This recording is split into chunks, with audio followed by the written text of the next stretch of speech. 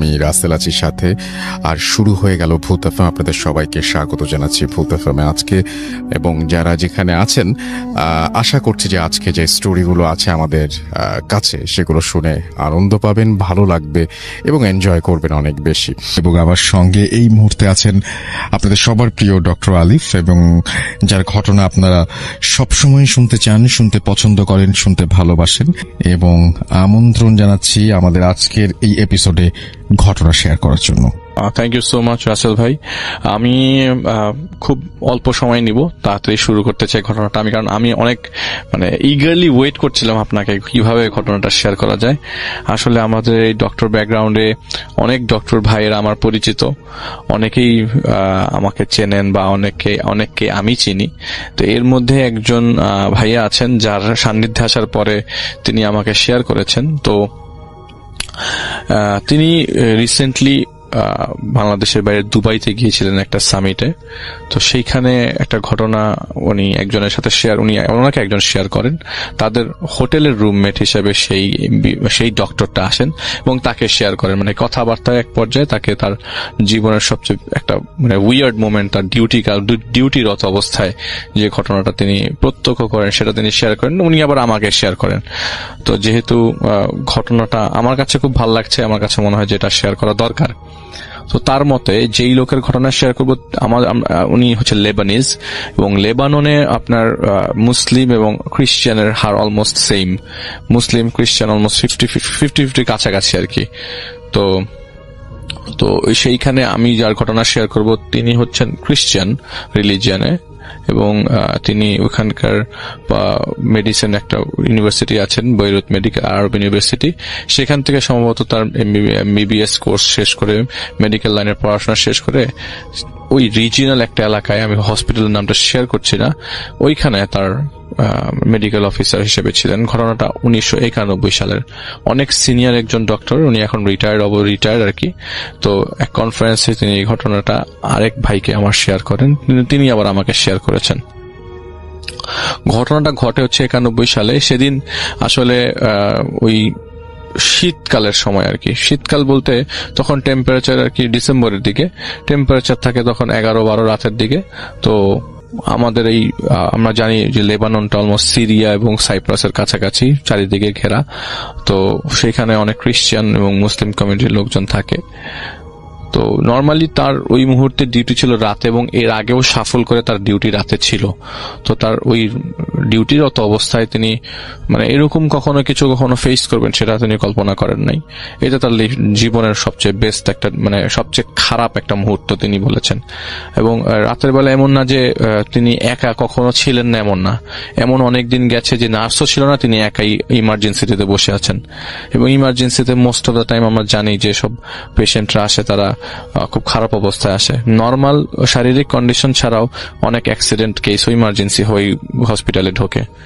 তো উনি বলছিলেন যে ওনার ভাষ্য মতে যে উনি যেদিন হসপিটালে পৌঁছান সেদিন থেকে ওনার বুকের মধ্যে তেমন একটা ব্যথা অনুভব করতে থাকেন, এবং অলমোস্ট লাইক খারাপ লাগতে থাকে, মাথা ঝিমঝিম করতে থাকে। এইটা তিনি আগে কখনো ফেস করেন। এমন না যে তার সাইনাসের প্রবলেম বা সাইনাসাইটিস বা কিছু, এরকম কিছু না। তার কাছে মনে হচ্ছে যে তার নাক দিয়ে এখনই রক্ত বের হবে, তার মনে হচ্ছিল তার কান দিয়ে এখনই রক্ত বের হবে, চোখ দিয়ে রক্ত বের হবে, এরকম মনে হচ্ছে। তো হঠাৎ করে তখন বাজে রাত 11টা কি 12টা, তিনি দেখলেন যে প্রচন্ড শীত, কুয়াশা বাইরে, শীতের মধ্যে বেশ ভালো শীত। হসপিটালের ভেতরে তিনি অবস্থান করছিলেন এমন। আর ওই মুহূর্তে ওই দিন কোনো ডাক্তার তার সাথে ছিল না, এবং এটা আগেও একবার হয়েছিল। তো তার সাথে 3জন নার্স ছিল, এবং 3জন নার্স তার সাথে অ্যাসিস্ট করার জন্য ছিল, এবং তিনি ওই পুরোটা রাত থাকবে আর কি। তো মাত্র রাত শুরু 11টা, 11:30 বাজে। হঠাৎ করে নিচের থেকে তিনি শব্দ শুনলেন, হইচই পড়ে গেছে, এক ধরনের হইচই চলে আসে। সবাই হইচই শুনে তিনিও বারান্দা দিয়ে উকি মারলেন কি সমস্যা। তো দেখছে সবাই দৌড়ে দৌড়ে নিচে চলে যাচ্ছে, লোকজন দৌড়ে নিচে চলে যাচ্ছে। একটা কাভার্ড ভ্যান এসছে, এবং খুব কাছে একটা হাইওয়েতে নাকি অ্যাক্সিডেন্ট হয়েছে। সেখান থেকে দুটা লাশ, দুটা বডি আসছে, ডেড বডি না, দুটা বডি আসছে, খুব মুমূর্ষু অবস্থা। এবং দুইটা বডি, 9 বছরের দুইটা বাচ্চা, 9-10 বছরের হবে, এবং এত সুন্দর ফুটফুটে দুইটা সন্তান। বাচ্চা দেখে তিনি খুব মায়া অবস্থায় পড়ে যান। ইমার্জেন্সিতে সেই আছেন এবং তিনি বারান্দা দিকে দেখছেন যে বডিগুলাকে মানে স্ট্রেচারে করে নিয়ে তার কাছে নিয়ে আসা হবে আর কি। তিনি দেখলেন যে ওই বডির সাথে আসছে ওই ড্রাইভারটাই, আর কেউ আসে নাই, মানে কোনো মানুষজন নাই। তো ড্রাইভারের কাছ থেকেই ডিটেলস নিচ্ছে এবং ওইখানে ইমার্জেন্সিতে 999 কল দিলেই ইমার্জেন্সির লোকজন চলে আসে। তো পুলিশ ছিল এবং পুলিশও অনেক ফর্মালিটিস কমপ্লিট করে ওই লোকের সাথে, কিন্তু ওই দুইটা বডিকে ওই মুহূর্তে ইমার্জেন্সিতে ঢুকিয়ে ফেলা হয়। ইমার্জেন্সিতে ঢুকানোর পরে ওই দুইটার বডির থেকে কোনো ধরনের পালস এবং কোনো ধরনের শ্বাস প্রশ্বাস কিছুই পাওয়া যাচ্ছিল না, কোনো হার্টবিটস কিছুই ছিল না। তো অনেক চেষ্টা করে, তো আমরা ডাক্তারি ভাষায় যেটা ডিফিব্রিলেশন বলি, তো তার বুকের মধ্যে যে সিপিআর দেওয়ার চেষ্টা করছিল। 1991 সাল তখন টেকনোলজিক্যালি এত আপগ্রেডেশন ছিল না। তো তিনি অনেকক্ষণ চেষ্টা করার পর একটা ছেলে একটা মেয়ে ছিল, ছেলেটা একটু নিঃশ্বাস নেওয়া শুরু করেছিল। তার মানে ওর সিচুয়েশন একটু ভালো ছিল, ইমপ্রুভ করছিল। মানে কি মনে হলো যে সিপিআর দেওয়ার পরে ছেলেটা নিঃশ্বাস নিচ্ছে। আমরা 5টা চেস্ট কম্প্রেশন আর একটা মাউথ টু মাউথ ব্লো দিই। তো উনি মনে হচ্ছিল যে ছেলেটা মনে হয় মানে ব্যাক করবে কিছু একটা, এবং রক্তাক্ত অবস্থায় কারোরই কোনো পায়ের আঙ্গুল ছিল না, মানে পায়ের আঙ্গুলগুলো সব ঝুলে পড়ে অবস্থায় আর কি, খুব খারাপ অবস্থায় ছিল, খুব বাজে অ্যাক্সিডেন্ট হয়েছে। তো উনি একটা পর্যায়ে কি করলেন যে ভালো করে চেক করে দেখলো যে অবস্থাটা কি। তো বেশ ভালো করে চেস্ট কম্প্রেস দেওয়ার পর যে ছেলেটা একটু নিঃশ্বাস নিচ্ছে, ছেলেটার হার্টবিট পাওয়া যাচ্ছে তো যাচ্ছে না, পালস পাওয়া যাচ্ছে না। আমাদের গলার মধ্যে একটা পালস আছে, দ্যাট ইজ ক্যারোটিড পালস। তো মনে হচ্ছিল ওইটা পাচ্ছে। হঠাৎ করে সাডেনলি ছেলেটাকে আর ফার্দার মেজারমেন্ট নেওয়ার আগেই ছেলেটা মারা গেল ওই মুহূর্তেই, আর ব্যাক করলো না, হঠাৎ সাডেনলি। এবং মেয়েটা শুরুর থেকেই মৃত ছিল, মেয়েটার কোনো অবস্থা ছিল না, এবং মেয়েটার জিহ্বাও বের হয়ে গেছিল অ্যাক্সিডেন্টে। অবস্থা খুব করুণ অবস্থা ছিল। যাই হোক, ওনারা এখান থেকে ঘোষণা দিয়ে দিল যে 2টা বাচ্চাই মারা গেছে। কিন্তু 2টা বাচ্চা মারা গেছে, 2টা বাচ্চা নিশ্চয়ই ড্রাইভ করতে যে মরে নাই, অবশ্যই একটা অ্যাক্সিডেন্ট হয়েছে, তার সাথে কেউ ছিল, অবশ্যই কেউ না থাকলে তো এরা ড্রাইভ করে না, এটা তো ফর শিওর। ও বাচ্চা দুইটাকে স্ট্রেচারে রাখার পর ঘটনার কিছু জিনিস জানবার জন্য তিনি হাত পরিষ্কার করে নিচে যায়। তো যে কাভার্ড ভ্যানের লোকটা আসছিল সে নাকি ইনফরমেশন দিয়েছে মেয়ে দুইটা মানে গাড়ির থেকে পড়া অবস্থায় রাস্তার মধ্যে ছিল, আর কিছুই ছিল না। কিন্তু এই বাচ্চা দুটা তো ড্রাইভ করবে না, ড্রাইভ করার মতো পারমিশন হয়, ড্রাইভ করার কথাও না। কিন্তু কাহিনী কি, এই দুইটা বডি রাস্তার মধ্যে কেন পড়েছিল? তো এরই মাঝে হঠাৎ করে একটা মহিলা আর একটা পুরুষ এসে চিৎকার করতে থাকে, আমার সন্তান কোথায়?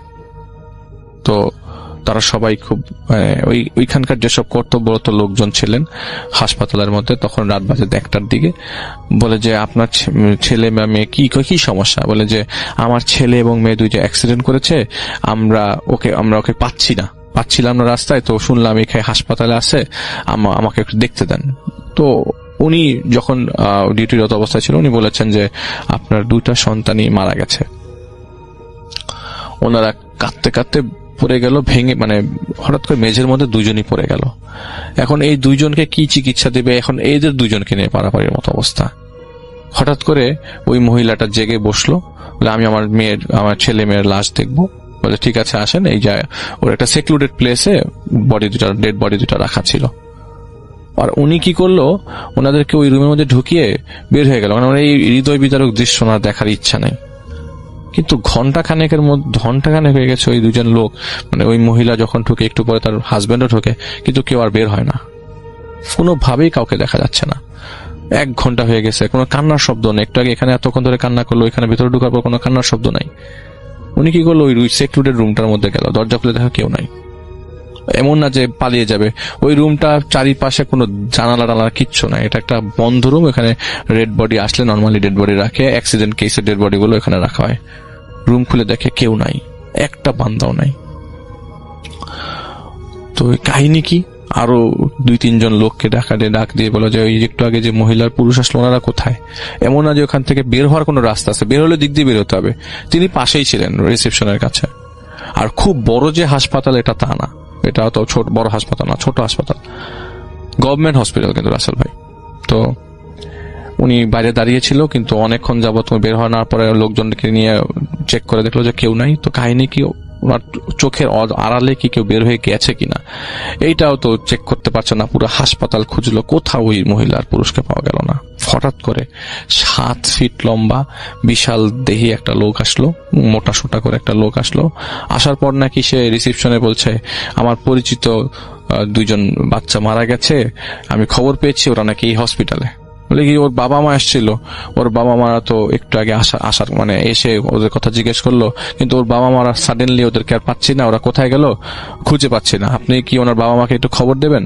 বলে কি ওরা কি কোনো ফর্ম টর্ম ফিল আপ করছিল বা কোনো কিছু, মানে উনি জিজ্ঞেস করছে রিসেপশনের লোকদেরকে। এটা বলতে বলতে উনি বলে বাবা মা, ওই লোকটা যে লোকটা এসছে, বাবা মা মানে কি, কোন জায়গার বাবা মার কথা বলছেন?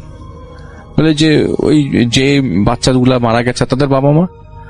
বলে কি তাদের বাবা মা তো মারাই গেছে, এই 2টা মেয়েকে তো বাচ্চাকে তো আমরা হাসপাতালে পাঠালাম আমি, তাদের বাবা মা তো মারাই গেছে, তো তাদের বাবা মা তো কোথা থেকে আসবে, তাদের বাবা মা ডেড বডি নিয়ে চলে গেছি। তো উনি কি করলো, উনি আকাশ থেকে পড়লো, তাকায় আসে লোকের দিকে, কোনো কথা বলছে না। উনি কথা বলবে, ওনার সাথে যে 3জন নার্স ছিল তারাও কিছু বলতে পারতেছে না, তারা একজনের আরেকজনের দিকে তাকাচ্ছে আর ওই লোকের দিকে তাকাচ্ছে।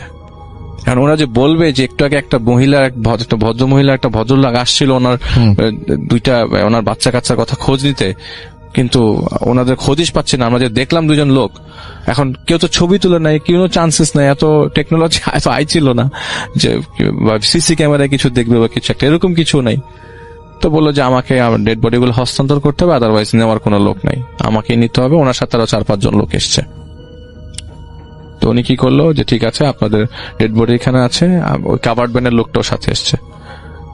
তো ওনারা রুমের মধ্যে ঢুকবে, তো উনি বলছে যে আমার জীবনে এমন ভয়ঙ্কর দৃশ্য আমি আমার লাইফে দেখি নাই, কারা কি করে এই 2টা ডেড বডির পিছনে পড়লো আমি জানি না। এই 2টা ডেড বডিকে আমি ধরেছি, এই 2টা ডেড বডিকে আমি ফিল করেছি, এই 2টা ডেড বডির পালস আমি দেখেছি, চেষ্টা করেছি। একটা হঠাৎ করে শ্বাস নেওয়া শুরু করেছিল, আমি হঠাৎ করে উকি মেরে দেখলাম এতগুলা লোক ভেতরে ঢুকলো, তারা কি করছে?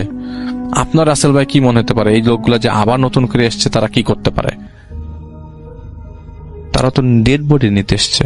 আমার যেটা মনে হয়, মানে এটা একদমই আমার কথা, যে হয়তো মানে ওরা হয়তো অবজার্ভ করছিল কোনোভাবে, কোনো একটা কারণে, মানে আমার তাই মনে হয়েছে আর কি। কারণ বাবা মা থেকে অবজার্ভ করছিল বা কিছু একটা, আমার কাছে কেন যেন তাই মনে হচ্ছে।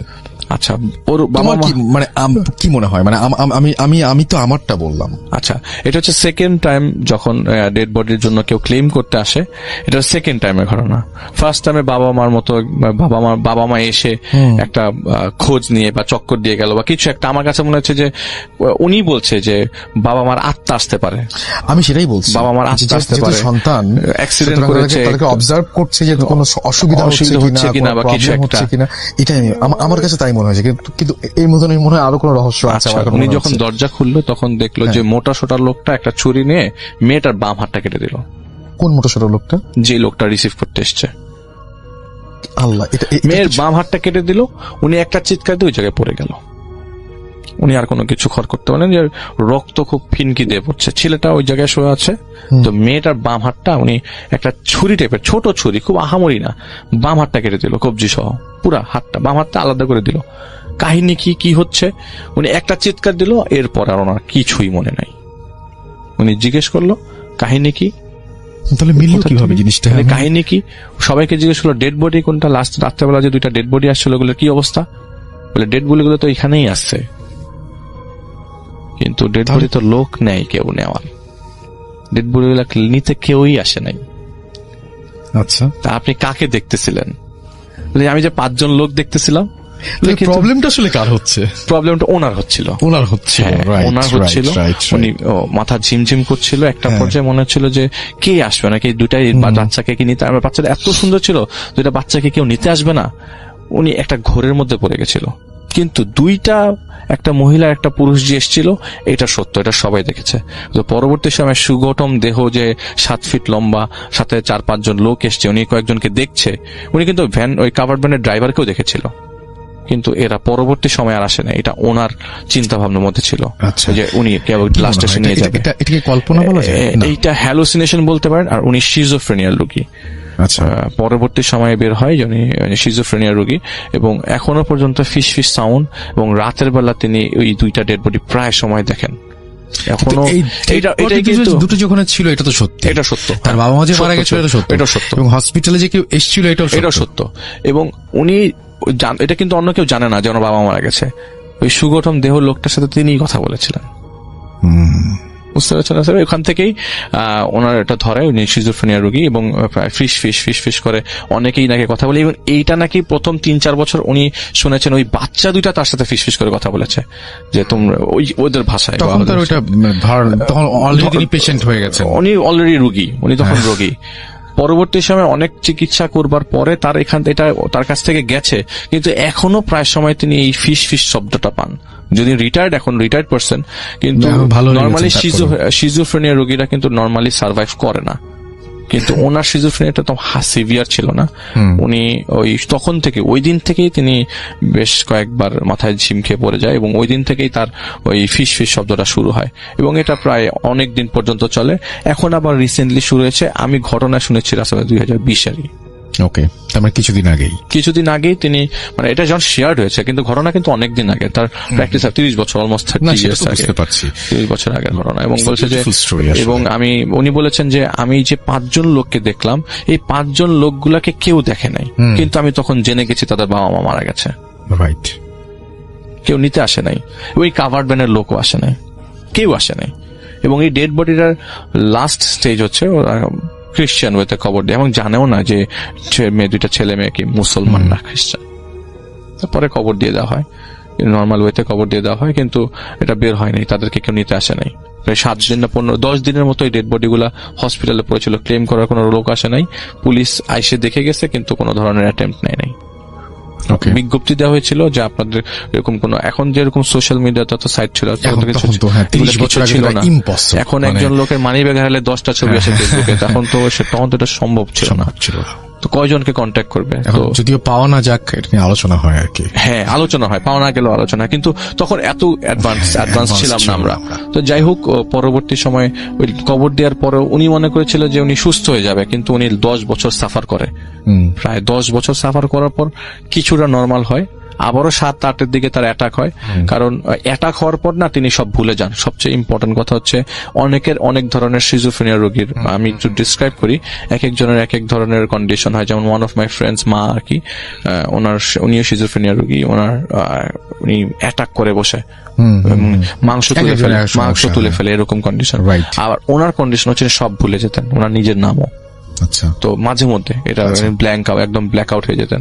তো যাই হোক, পরবর্তী সময় তিনি সুস্থ হন, কিন্তু ঘটনা তো তার মনে ছিল, ঘটনা মনে করতে পেরেছেন। এটাই শেয়ার করেছে যে তার লাইফের সবচেয়ে দুর্ঘটনাময় একটা রাত ছিল সেই রাত। আমরা সরাসরি চলে যাব আফনান ভাইয়ের কাছে, এবং আফনান ভাইয়ের কাছ থেকে তার ঘটনা শুনবো। আসসালামু আলাইকুম লিসেনার্স। আসলে ভাই, এই ঘটনাটা বেশ ছোট, মানে একদম বেশ ছোট, একদম ছোট ঘটনা। তো বেসিক্যালি ঘটনাটি আসলে আমার বলার কথা ছিল না, আপনার সঙ্গে একজনের আসার কথা ছিল খুলনা থেকে। যে সাধারণত যে স্টোরিগুলো যারা আমাকে সাধারণত দেয়, ওদেরই একজন আসার কথা ছিল, কোনো কারণে আসতে পারে নাই। ওর রিকোয়েস্টে ওই ঘটনাটি আজকে আমি আজকে সেকেন্ড স্টোরি হিসেবে বলবো। স্টোরিটা ছোট, স্টোরিটা একটা লাশের ঘটনা। ঘটনাটির সময় ছিল রাসেল ভাই 2004 সালের দিকে। খুলনার দাকোপ উপজেলার বৈটাঘাটা গ্রামের ঘটনা এটা। তো একজন ভ্যান চালকের সাথে ঘটনাটি ঘটে। ঘটনার কিছু অংশ রাসেল ভাই একটু কমন, আমি আগে থেকে বলে দিলাম। সাধারণত বিষয়টা একটু কমন, এই জন্য বলছিলেন যে ঘটনাটা একটু কমন আর কি। সাধারণত আমি একটু অ্যাভয়েড করে যাই কমন বিষয়গুলো, তারপর আজকে বলছি আর কি। আশা করি লিসেনারদের ভালো লাগবে আর কি। তো ঘটনাটি যার সঙ্গে ঘটছিল, একজন ভ্যান চালক। উনি শুধু যে ভ্যানে বিভিন্ন মালটাল টানতেন তা না, অনেক সময় দেখা যেত যে অসুস্থ রোগী, এমনকি যদি কখনো পুলিশ খবর দিত, বিভিন্ন লাশও উনি ওনার ভ্যানে নিয়ে আসতেন আর কি, বিভিন্ন গ্রামে উনি পৌঁছে দিতেন। তো 2004 সালে একটা পুরুষ মানুষ, উনি বিষ খেয়ে আত্মহত্যা করেছিলেন। তো তার লাশটি খুলনা সদর যে হসপিটাল, সেই সদর হসপিটালে পোস্টমর্টেম বা আনুষঙ্গিক কাজটা শেষ করতে করতে বেশ রাত হয়ে যায়। তো উনি খুব সাহসী লোক ছিলেন, এবং অত্র এলাকায় ওনার বেশ সুনাম ছিল, খুব ইয়াং ম্যান ছিলেন আর কি। তো যার কারণে লাশ পুলিশ পরিবারকে বুঝিয়ে দেন তো পরিবার বলেন যে আমরা অন্য একটা ভ্যানে চলে আসতেছি, তুমি লাশটা নিয়ে চলে আসো তাড়াতাড়ি। তো উনি বললেন যে আমার সাথে অন্য কোনো লোকের প্রয়োজন নাই, আপনারা নিশ্চিন্ত মনে বাসায় চলে যান, আমি লাশ নিয়ে চলে আসছি। তো সবাই বিশ্বাস করে তারা আগে আগে বাসায় চলে যান, লাশের অপেক্ষা করছিলেন বাড়িতে গিয়ে। তো উনি একাই লাশ নিয়ে আসছিলেন।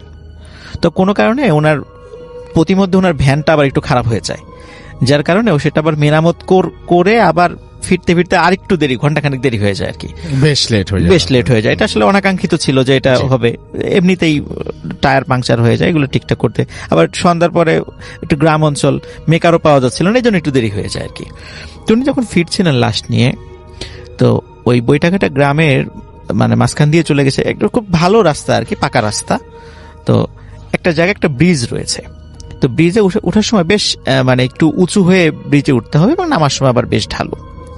তো উনি যখন ব্রিজটা যখন উঠবেন, তখন উনি ভ্যানের সিট থেকে নেমে হাত ধরে টেনে টেনে ব্রিজের উপরে ওঠানোর চেষ্টা করেন। হঠাৎ দেখছিলেন যে কি ব্যাপার, ভ্যানটা আটকে গেল কেন।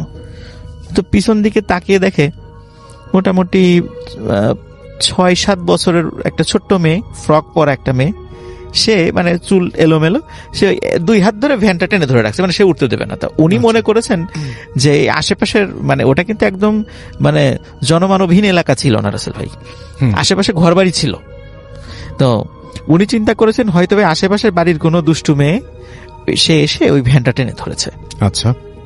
তো উনি খুব বকাঝকা করেন, এই এত রাত্রে কি করো, যাও চলে যাও, এরকম বলে দেখে যে সেই মেয়েটা ছেড়ে দিয়ে আবার দৌড়ে চলে গেল।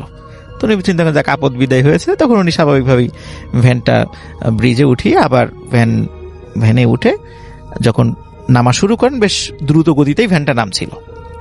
তো হঠাৎ করে উনি চিন্তা করলেন কি ব্যাপার, ভ্যানে একটু ভার বেশি মনে হচ্ছে আগের থেকে। তো পিছন দিকে তাকিয়ে দেখেন ওই মেয়েটা ভ্যানের পিছনে মানে বসে আছে এবং পা দুলিয়ে বেশ মানে আয়েশ করে বসে আছে। তো উনি ওই ভ্যান দ্রুত গতিতে যাচ্ছিল, উনি ভ্যানটা একটু গতি কমিয়ে দিয়ে ব্রেক করে সাইডে নিয়ে এসে তখন বলেন, এই তুমি এখানে কি চাও, কি করো? তো ওই মেয়েটা কিছুই বলে না, শুধু হাসে আর কিছু বলে না। তো উনি বেশ আরো বকাঝকা করলেন যে যাও চলে যাও।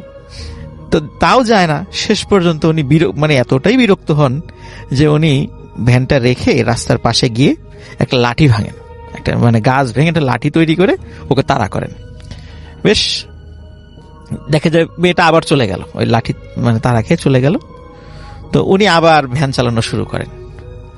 তো এখন রাসেল ভাই আর একটা অদ্ভুত ঘটনা ঘটে, সেটা হচ্ছে উনি হঠাৎ করে কি মনে হচ্ছে পিছনে একটু নড়াচড়ার শব্দ। তো পিছন দিকে তাকিয়ে দেখেন ওই মেয়েটি ওনার ঠিক পিছনে বসে আছে, এবং সাধারণত ভ্যানে একদম ড্রাইভারের দুপাশে কিন্তু আমরা বসার জায়গা আছে ভ্যানে।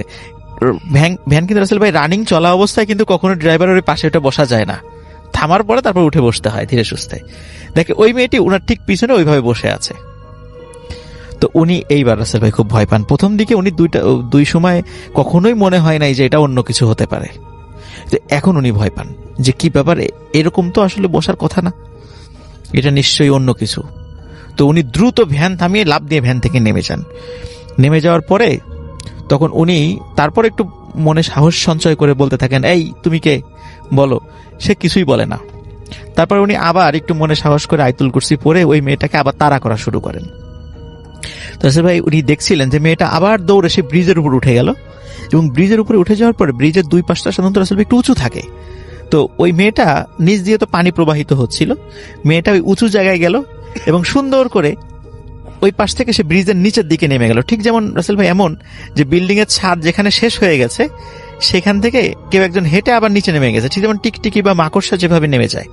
এবং দেখে কি ওই মেয়েটা ওই ব্রিজের পাশ থেকে নেমে ব্রিজের নিচ দিয়ে হেঁটে মানে স্পাইডারম্যানের মতো মানে মাথা নিচে দিয়ে হেঁটে আবার ওই পাশ দিয়ে উঠছে, মানে মনে হয় বৃত্তাকারে ব্রিজটাকে প্রদক্ষিণ করছে, এরকম কয়েকবার করছে। তখন রাসেল ভাই উনি এতটা ভয় পান, বলছেন উনি এইবার খুব সাংঘাতিক কোনো কিছু একটা খপ্পরে পড়ে গেছেন। তো যেহেতু রাসেল ভাই প্রথমে বললাম জায়গাটা কিন্তু একদম জনমানব শূন্য ছিল না, আশেপাশে ঘরবাড়ি ছিল, তো উনি ওখানে ভ্যানটা রেখে দ্রুত বিভিন্ন বাড়ির যেদিকে আছে ঘরবাড়ি ওদিকে চলে যান। ওদিকে গিয়ে লোকজনের ডাকাডাকি করেন, কিছু লোককে বলেন যে এই সমস্যা, আপনারা একটু সাথে আসেন, আমার সাথে একটা লাশ আছে, আপনাদেরই গ্রামের লোক, আর একটু সামনে বাড়ি। তখন ওনারা সেই বাড়ির যারা আছে চিনতে পারেন যে হ্যাঁ ওই বাড়িতে একজন লোক মারা গেছে, ও তার লাশ, আচ্ছা চলো যাই। তো ওনারাও আসেন, এসে দেখে রাসেল ভাই কোনো ভ্যান বা লাশ কোনোটাই পাওয়া যাচ্ছে না। তো খুঁজতে খুঁজতে দেখা যাচ্ছে ওই পিছন দিকে ব্রিজের পাশে ওনার ভ্যান এবং লাশটা পড়ে আছে। তো লাশটা সবাই মিলে ভ্যান এবং লাশটা টেনে তুলেন উপরে। তো টেনে তোলার পরে রাসেল ভাই খেয়াল করেন যে লাশের হাত, তারপর পায়ের কাছে এবং ঘাড়ের কাছে তো মাংস খুবলে কেউ যেন উঠিয়ে নিয়েছে। তো সবাই বললো হয়তো বা এখানে শিয়াল বা কুকুর বা এই কাজটা করে, সবাই এতটুকুই বললেন। কিন্তু রাসেল ভাই মনে হচ্ছিল যে ঠিক মানে চাকু দিয়ে কেটে নিলে যেমন হয়, মানে অন্য জায়গায় অন্য শিয়াল বা অন্য কিছু কামড় দিলে তো আঁচড়ের দাগটা এরকম কিছু থাকে, ওরকম মনে হচ্ছে চাকু দিয়ে খুব সুন্দরভাবে এটা কেটে নিয়ে গেছে, মানে মসৃণ ভাবে কেটে নিয়ে গেছে। তো এরপরে রাসেল ভাই উনি লাশ নিয়ে যান, পরিবারের কাছে সব ঘটনা বলেন, তার এই ধরনের দুর্ঘটনার জন্য ক্ষমা প্রার্থনা করেন। পরিবারের লোক যাক ভাই সমস্যা নেই, আপনি বেঁচে ফিরছেন, এটাই শুকরিয়া, তারাও বিষয়টা স্বাভাবিকভাবেই নেন আর কি। তো রাসেল ভাই এটাই ছিল ঘটনাটি কালেক্ট করার জন্য সৈকত তারপরে রূপম আমাকে খুব হেল্প করেছে। থ্যাংক ইউ সো মাচ, আপনার ঘটনার জন্য আপনাকে অনেক ধন্যবাদ। এবং আমার সঙ্গে এই মুহূর্তে আছেন আপনাদের সবার প্রিয় ডক্টর আলিফ, এবং যার ঘটনা আপনারা সবসময় শুনতে চান, শুনতে পছন্দ করেন, শুনতে ভালোবাসেন, এবং আমন্ত্রণ জানাচ্ছি আমাদের আজকের এই এপিসোডে ঘটনা শেয়ার করার জন্য। সেদিন প্রচন্ড বৃষ্টি হচ্ছে। জামিল সাহেব, যার ঘটনা বলছি, ব্রাহ্মণবাড়িয়া ট্রেন স্টেশনের একজন স্টেশন ম্যানেজার। তখন একটা ট্রেন আসার কথা, রাত তখন 2টা বাজে, কিন্তু প্রচন্ড বৃষ্টি পড়ছে। কিছু মানুষজন যারা স্টেশনে আছে তারা সেফ জায়গায় ঘুমাচ্ছে। তিনি জানেন ঢাকা থেকে একটা ট্রেন 2:30 আসবেন, এবং এই ঘটনাটা বেশ আগের। তো তিনি রুম থেকে একটু এগোলেন। অন্ধকার বলতে গেলে তখন পুরো জায়গাটাই অন্ধকার। তিনি প্ল্যাটফর্মে গেলেন এবং দেখলেন মানুষজন বলতে গেলে কেউ নাই, 2-3 জন আছেন, তাও ঘুমাচ্ছে। আর মুষলধারে বৃষ্টি যেন থামছেই না। হঠাৎ করে ইলেকট্রিসিটি চলে যায়। ইলেকট্রিসিটি যাওয়ার পর তিনি তার রুমে যায়। রুম থেকে আবার প্ল্যাটফর্মে যায় সিগারেট ধরবে। হঠাৎ একটা ট্রেন আসে। তিনি প্রথমে তা খেয়াল করেন নাই। ইলেকট্রিসিটি নাই এবং ট্রেনের সামনে কোনো লাইট নাই, ট্রেনের নাই কোনো হুইসল। তিনি দেখলেন প্ল্যাটফর্মের ভেতর পুরো ট্রেনটি তখনও ভিড়েনি, কিন্তু আস্তে আস্তে এগোচ্ছে। খানিকটা অবাক হলেন, কোনো হুইসল ছাড়া ট্রেনটা তিনি যেখানে দাঁড়িয়েছিলেন সেখানেই আসলো, এবং প্রায় হাফ অ্যান আওয়ার তিনি ওখানে দাঁড়িয়েছিল। কেউ ট্রেন থেকে নামলো না, ইভেন ট্রেনটাও আগাচ্ছে না। উনি ট্রেনের ইঞ্জিনের কাছে গেলেন টর্চ নিয়ে, ভেতরে ঢুকলেন, দেখলেন কেউ নেই। কিন্তু কেউ তো বের হয় নাই, থাকার তো কথা মানুষের। তিনি বের হয়ে একটি বগিতে ঢুকলেন, দেখলেন কোনো প্যাসেঞ্জার নেই, অথচ কেউ তো বের হয় নাই। একই আবল তাবল অবস্থা, ইলেকট্রিসিটি নাই, ট্রেন খালি, কেউ নাই। তিনি প্রত্যেকটা বগিতে উঠে উঠে চেক করছেন। কিন্তু লিসেনারদেরকে বলতে চাই যে ভাই, একটা কাকপক্ষীয় ট্রেনটার ভেতরে নাই। সর্বশেষ বগিতে উঠেন তিনি। চারপাশে টর্চ মারার পর তিনি একজন মহিলা দেখতে পান। মহিলাটা জানালার দিকে তাকিয়ে আছে চুপ করে। তার এতদিনের এক্সপিরিয়েন্সের চাকরি করা অবস্থায় এরকম কখনোই হয় নাই। যখনই নেমে যায় ট্রেনে, নামার পর তিনি তার রুমে যান একটা সুইচ অফ করতে। মাত্র 2 মিনিট আগেই তো তিনি রুমে গেলেন। তিনি প্ল্যাটফর্মে যান এবং দেখতে পান ট্রেনটা আর নাই। 2 মিনিটের মধ্যে গেলে তো অ্যাটলিস্ট ট্র্যাকের দিকে তাকালেও দেখবেন ট্রেনটাকে দেখা যাবে। আশেপাশে কোনো কিচ্ছু নেই। ওই দিন থেকে ঠিক 1 বছর পরের ঘটনা। সেদিন আকাশে চাঁদ, ফুরফুরে অবস্থা। রাত তখন 3টা বাজে। আশেপাশে তেমন কোনো মানুষ নাই, মানুষ ওদিন নেই বললেই চলে। তিনি তার রুমে তখন হঠাৎ করে তিনি দেখতে পান আস্তে আস্তে একটা ট্রেন প্ল্যাটফর্মে এসে ভিড়েছে, অথচ কোনো সাউন্ড নেই, কোনো হুইসেল নেই। ট্রেনের তো এমনিতেই একটা সাউন্ড থাকে, ট্রেনের মুভমেন্টের সাউন্ড, বাট ভেড়া পর্যন্ত কোনো সাউন্ড নেই। তিনি দৌড়ে এবার প্ল্যাটফর্মে যান। আগের বিষয়টা তিনি কারোর সাথে শেয়ার করেন নাই। তিনি মনে করেছিলেন এটা তার মনের ভুল হতে পারে। খালি একবার ইনফরমেশন নিয়েছিলেন এরকম ট্রেনের নাম আছে কিনা। পরিষ্কার ছিল না, তারপরেও যেটা তিনি মিলাতে পারেন যে রাঙা এক্সপ্রেস নামে কোনো ট্রেন আছে কিনা। এবারও এটি রাঙা এক্সপ্রেস। তিনি আবারও ইঞ্জিন রুমে টর্চ মেরে চেক করলেন কেউ আছে কিনা, কিন্তু কেউ নেই। আগের মতো প্রত্যেকটা বগি চেক করলেন, কাউকে পাওয়া যাচ্ছে না। এবারও তিনি শেষ বগিতে ভালো করে চেক করলেন, কিন্তু কেউই নাই। হঠাৎ করে ট্রেনটা ছেড়ে দিচ্ছে। এক বগি থেকে আরেক বগিতে যাওয়া যায় না, কোনো পার্টিশন নাই, কোনো কানেকশন নাই, তাই তাকে বগিতেই থাকতে হচ্ছে। ট্রেনের স্পিড এতটাই বেশি যে উনি ট্রেন থেকে নেমে কোনোভাবেই সাহস পাচ্ছে না, পাড়া দেওয়ার কর্নারে, ট্রেন থেকে পাড়া দেওয়ার সাহস পাচ্ছে না। জোরে জোরে চিৎকার করেও কাউকে কাছে পাচ্ছে না। পুরো বগি কেন, পুরো ট্রেনে তিনি একা। তিনি ভাবতে থাকলেন ট্রেনটি কি হাইজ্যাক হয়েছে? কিন্তু ড্রাইভার রুমে তো কেউ নেই, ট্রেনটি চালাচ্ছে কে? মাথা বের করে তিনি টর্চ মারতে থাকেন। আশেপাশের স্ট্রাকচার এত দ্রুত পাস হচ্ছে যে উনি ভাবতে থাকেন এটি ইম্পসিবল। এত ফাস্টেস্ট ট্রেন বাংলাদেশে নেই, এটা তো ফাস্টেস্ট ট্রেন না। আউট অফ নোওয়্যার তিনি দেখলেন বগি লাইনচ্যুত হয়ে গেল। শেষ বগিতে থাকাতে তার রক্ষা। সেটিও উল্টো হওয়ার পথে। তিনি যেখানে নামলেন সেখানে কেউ নেই, একজন মানুষে নেই। তিনি প্রচন্ড ভয় পেলেন, এমন ভয় যে তিনি কোনো কথা বলতে পারছেন না। তিনি দেখলেন সেই মহিলা রেল লাইনটি ধরে আসছে। এরপরে আর তার কিছুই মনে নাই। এরপরে যখন তার ঘুম ভাঙে, তিনি তার রুমে তার নিজেকে খুঁজে পান। তার সাথে কি হলো, কিভাবে হলো, তিনি কিছুই জানেন না। পরবর্তী সময় তিনি একজনের কাছে যান, জিজ্ঞেস করেন যে তিনি এই ট্রেন স্টেশনে কি চাকরি করবেন কি করবেন না, এরকম জিনিস কি তিনি বারবার দেখতে থাকবেন? তাকে এরকম অবস্থায়, এরকম বিব্রত অবস্থায় আগে কখনো ওইখানকার তার বন্ধু বান্ধব, আত্মীয় স্বজন কেউই দেখে নাই। যাই হোক, তিনি পরবর্তী সময় জানতে পারেন যে এইটি তাকে নিছকই ভয় দেখানোর কারণে হয়েছে, এবং পরবর্তী তিনি তার নিজের প্রোটেকশন হিসাবে কিছু প্রোটেকশন নেন একজনের কাছ থেকে। এরপর থেকে তিনি কিছু দেখেননি, কিন্তু এরকমভাবে রাত জেগে কখনো ডিউটিও করেননি। এটা ছিল আমার ঘটনা। Thank you so much. আপনার ঘটনার জন্য আপনাকে অনেক ধন্যবাদ। এবং আমি এখন যেটা করব সেটা হচ্ছে চলে যাব সরাসরি আমাদের পরবর্তী যে অতিথি আছেন তার কাছে। ধন্যবাদ রাসেল ভাই, ধন্যবাদ লিসনারদেরকে আবারও আমাকে সুযোগ দেওয়ার জন্য। তো আমি সোহাগ, রাজশাহী সোহাগ, মিরপুর থেকে এসেছি। তো রাসেল ভাই, আমি যে ঘটনাটা বলবো এটাও খুব রিসেন্ট একটা ঘটনা। এটা হচ্ছে 2018 সালের ডিসেম্বর মাসের ঘটনা। তো কোনো একটা কারণে আমি রাজশাহীতে যাই। রাজশাহীতে যাওয়ার পরে একটু ছুটিতে ছিলাম।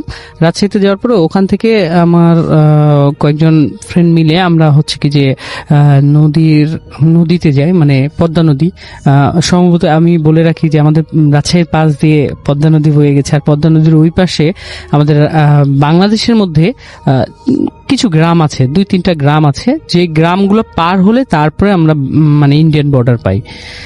তো আমার যে ঘটনাটা, সেই ঘটনাটা হচ্ছে ওই গ্রাম কেন্দ্রিক বলতে যে ওই গ্রামে এখন পর্যন্ত বিদ্যুৎ বিচ্ছিন্ন, আজও পর্যন্ত। কারণ কিছু ক্ষেত্রে দেখা যায় যে কয়েকটা পোল দিয়ে কিছু ঘরে এখন পর্যন্ত বিদ্যুৎ গেছে, বাট এখনো ওগুলোতে এখনো ফুলভাবে বিদ্যুৎ যায়নি। আর সেখানে ব্যবহার হয় ওই সোলার সিস্টেমের যে লাইটের ব্যবস্থা, এই সোলার মাধ্যম দিয়েই তারা বিদ্যুতের চাহিদাটা পূরণ করে। তো আমি যে ঘটনাটা বলবো, ওখানে একজন জেলে, ওনার নাম ছিল হচ্ছে রশিদ মিয়া নামের একজন জেলে। তো উনি উনার ভাতিজাকে নিয়ে প্রত্যেকদিন মাছ মারতে যেত। তো বলে রাখি যে ফাল্গুন চৈত্র মাসের দিকে যখন নদী শুকিয়ে যায়, তখন নদীর মাঝখানে কিন্তু অনেক বড় চর পড়ে। আমাদের রাজশাহীতে দেখা যায় যে মনে হয় যে নদীর মাঝখানে একটা গ্রাম জেগে গেছে, এরকম অনেক ফসল টসল চাষ হয়। এই কারণে দেখা যায় যে ঘর বাড়ি তৈরি করে ফেলে অনেকে ফসল পাহারা দেওয়ার জন্য, এরকম। তো সেই চরগুলোর মধ্যে কিছু সাইডে দেখা যায় যে অনেক বড় ভাবে পানি জমে থাকে। চরগুলো, ওই পানিগুলো আর নদীতে যেতে পারে না। যখন নদী শুকিয়ে যায় তখন ওই পানিগুলো ওখানেই থেকে যায়। তো এই জায়গাগুলোকে বলে হচ্ছে, তাদের ভাষায় যেটা আমি বলছি, যে এই জায়গাগুলোকে বলে দামু। দামু হিসেবেই খ্যাত। তো এই দামুতে অনেক পানি থাকে, আর এই দামুটা যেটা হচ্ছে কি যে নদী যখন শুকিয়ে যায় তখন এই দামুতে অনেক মাছ আটকে যায়। তো ওনারা যেহেতু যেই নদীটা শুকিয়ে গেছে এটা তো খুব ছোট হয়ে আসে, তো এখানে তারা মাছ মারে, এমনকি তারা ওই দামুতে যেও না মাছ মারে। তো চাচা ভাতিজা দুইজন একসাথে যায় মাছ মারতে। তো এটা একেবারে অলমোস্ট শোনা আমার কাছে, যে রশিদ সাহেব নিজেই আমাকে বলেছে, উনি বৃদ্ধ মানুষ এখন, উনি আমাকে বলেছে। তো এই মাছ মারার সময় প্রত্যেকদিন যেহেতু মাছ ধরতে যায় তারা, একদিনকে কি হয়েছে যে রশিদ মিয়ার যে ভাতিজাটা উনি অনেক রাত্রে উঠে একাই চলে গেছে বলতে কি যে সে প্রত্যেকদিন দেখে যে রেগুলারলি যেভাবে মাছ মারে সেভাবেই মাছ মারতে যে আগ্রহ প্রকাশ করেছে আর চলে গেছে সাথে সাথে। এখন বিষয়টা হচ্ছে যে উনার চাচা ওনাকে আগেও বলেছিল যে মাছ মারতে গেলে তুমি একা যেও না। তো উনি প্রত্যেকদিন যেহেতু দেখে যে কোনো বিপদ টিপদ কিছু তো হয় না, মাছ মারতে গেলে সমস্যা কি, আমি যদি একা যাই তাহলে সমস্যা কি, চলে গিয়েছে। একদিনকে অনেক রাত্রে উঠে চুপ করে কাউকে না বলে সে মাছ মারতে চলে গেছে। তো আমাদের এলাকায় যে জিনিসটা হয় যে বাঁশ দুইভাবে ওয়াইয়ের মতো করে বেঁধে ওর মধ্যে নেট বেঁধে ওই নেটটা নিয়ে ঘাড়ে করে নিয়ে, আর মাছ রাখার জন্য যেটা আমাদের গ্রাম্য ভাষায় বলে খলই, যেটাকে বলে বেতের তৈরি হয়, এটা এই জিনিসটা নিয়ে সে চলে গেছে। উনি ওই নৌকা নিয়ে, আর নৌকায় জাল আছে, জাল নিয়ে চলে গেছে। এবার সে নৌকা থেকে জাল ফেলতে ফেলতে নদী পার করে ফেলেছে, নৌকাটা নদীর এই পাশে রেখে সে এবার বলছে কি যে আমি দামোতে যেয়ে মাছ ধরা শুরু করব। ঠিক আছে, ওকে ফাইন। সে দামোর দিকে হাঁটতে হাঁটতে সে খেয়াল করছে যে আমি একটা কথা বলে রাখি যে বালুর মধ্যে যদি আমরা হাঁটি তাহলে আমাদের পাটা কিন্তু পিছনের দিকে একটু স্লিপ করে, বালুর মধ্যে টেনে নেয় পিছন দিকে। কিন্তু যেই ঘটনাটা ঘটছে উনার সাথে, যে উনি যে ধাপটা দিচ্ছে ওই ধাপটা পিছে যাচ্ছে না, ধাপটা কিছু সেকেন্ডের জন্য সামনে চলে যাচ্ছে, আবার কয়েক সেকেন্ড বন্ধ থাকার পরে আবার স্বাভাবিক ধাপ, আবার কয়েক সেকেন্ড পর পর এই জিনিসটা যে একটা করে ধাপ, একটা বা দুইটা ধাপ যখন এই সেকেন্ডের মধ্যে পড়ছে এই ধাপগুলো সামনের দিকে এগিয়ে যাচ্ছে। সো উনি চিন্তা করছে যে আমি এই ঘটনা ঘটছে কিনা, সে মনে করেছে বাতাস হচ্ছে আর ঘুটঘুটে অন্ধকার, তার হাতে লাইট আছে, এটা মনে করছে স্বাভাবিক কিছু, অস্বাভাবিক কিছুই না। সে দামুর কাছে একবারে যখন কাছাকাছি চলে গেছে, কাছাকাছি যাওয়ার পরে সে পায়ের এক কবজি অবধি পানিতে নেমে গেছে। নামার পরে সে খেয়াল করছে যে তার 2-3 সেকেন্ডের জন্য যেটা হচ্ছে যে পায়ের কাছে এক কবজি পানি কিন্তু অনেকখানি পানি, ঠিক আছে, যেটা বলছিলাম যে এক কবজি পানি পর্যন্ত নেমে যাওয়ার পরে দেখছে কি 2-3 সেকেন্ডের জন্য ওই পানিগুলো তার পা থেকে দূরে চলে যাচ্ছে। ঠিক 2-1 সেকেন্ডের মধ্যে আবার পানিগুলো চলে আসছে। তখন সে ভাবছে যে এত তো বাতাস হচ্ছে না যে পানিগুলো এত দূরে চলে যাচ্ছে আর আবার চলে আসছে। তখন সে মনে মনে একটু ভীতু সংযুক্ত হচ্ছে যে কি ব্যাপার, কি হচ্ছে। এরপরে সে যখন পায়ের দিকে লাইট মারে তখন এবার দেখছি কি যে সে যেখানে দাঁড়িয়ে আছে ঠিক 2-3 সেকেন্ড পর পর সে নিজেই মুভ করছে, মানে যে বালুর উপরে দাঁড়িয়ে আছে সে নিজেই মুভ করছে। এবার মানে তাকে টেনে নিয়ে যাচ্ছে, যেটাকে বলা হয় আমাদের গ্রাম্য ভাষায় যেটাকে বলা হয় যে টেনে নিয়ে যাচ্ছে। আবার কি হচ্ছে যে 2-3 সেকেন্ড পর থেমে যাচ্ছে, আবার 2-3 সেকেন্ড পর আবার একটু যাচ্ছে। এইভাবে যেহেতু চরের মধ্যে অনেক ঘুটঘুটে অন্ধকার থাকে আর ওখানে তো দামু অন্ধকার, চারিদিকে অন্ধকার, তখন সে চারিদিকে এবার লাইট দেওয়া শুরু করেছে। লাইট দিতে দিতে যখন দামুর মাঝখানে লাইট দিয়েছে, অ্যাকচুয়ালি ভাই এটা শোনার পর আমার গুজবাম হচ্ছিল যে এখনো হচ্ছে। তো যখন লাইট দিয়েছে তখন দেখছে এই যে পানির উপরে একজন বসে আছে, পানির উপরে একজন বসে আছে, আর এটা এমন একটা জন্তুর মতো, মানুষের মতো বলবো না যে তার দুটা হাত আছে, দুটা পা আছে, কিন্তু জন্তুর মতো যে পুরো গা একেবারে কালো লোমশ, অলমোস্ট গোটা গা কভার, লোমে একেবারে ঢাকা, সে বসে আছে এবং তার চোখ দুটো একেবারে নীল চোখ একেবারে। তো সে যে কাজটা করছে, ওই যে যে জন্তুটা যে ওই তার জিহ্বাটা যখন পানির মধ্যে ছেড়ে দিচ্ছে তখন সব পানি বালু সব 2-3 সেকেন্ডের জন্য উঠে যাচ্ছে, মানে কাছে চলে আসছে, মানে অলমোস্ট সংকুচিত হয়ে যাচ্ছে। যে আবার জিহ্বাটা তুলে নিচ্ছে তখন পানিগুলো আবার ছেড়ে যাচ্ছে। এই জিনিসটা দেখার পরে সে খুব জোরে চিৎকার করতে শুরু করে আর ওই লাইটটা ওর দিকেই ধরে রাখে। আমরা স্বভাবতই জানি যে মানে আলো দেখলে নাকি সবকিছু চলে যায়।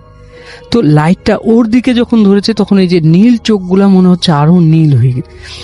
এই জিনিসটা দেখে খুব চিৎকার করার পর সে দৌড়াতে দৌড়াতে ওখান থেকে দৌড়াতে দৌড়াতে ওই নৌকার উপরে এসে সেন্সলেস হয়ে যায়। এরপরে যখন ওনার আঙ্কেল যখন খোঁজা শুরু করে যে আমার ভাতিজাটা কই, বাসায় জিজ্ঞেস করছে যে মাছ ধরতে যাবো, ভাতিজা কই, তখন ওনার ভাইয়ের ওয়াইফ যেটা ওই ছেলেটার মা বলছে যে কেন, ও তো চলে গেছে মাছ মারতে, কেন আপনার সাথে যায়নি? দেন উনি বলছে না, আমাকে তো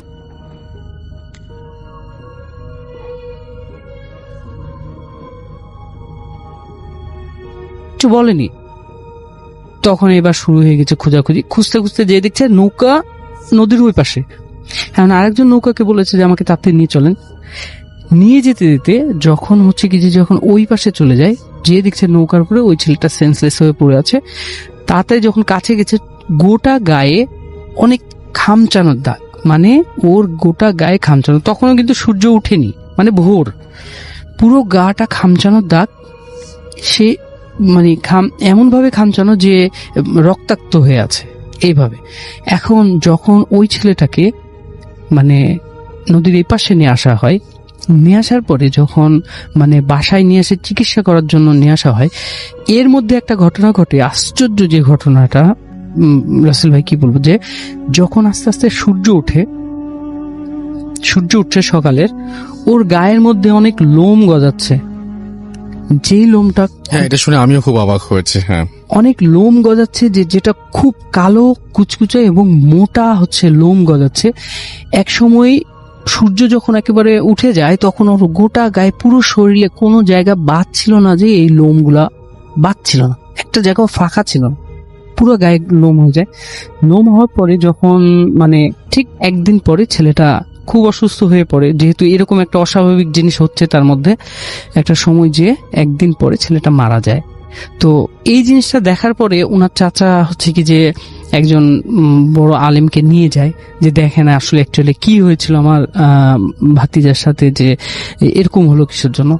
তখন উনি বলছে, এই হুজুরটা বলছে যে এখানে এমন একটা জিনিস ছিল, আপনারা বলেন যে খারাপ জিন বলেন বা শয়তান বলেন, পিশাচ বলেন, যেটাই বলেন না কেন, এটা এমন একটা খারাপ জিনিস ছিল। উনাকে খুব মারাত্মকভাবে ডিস্টার্ব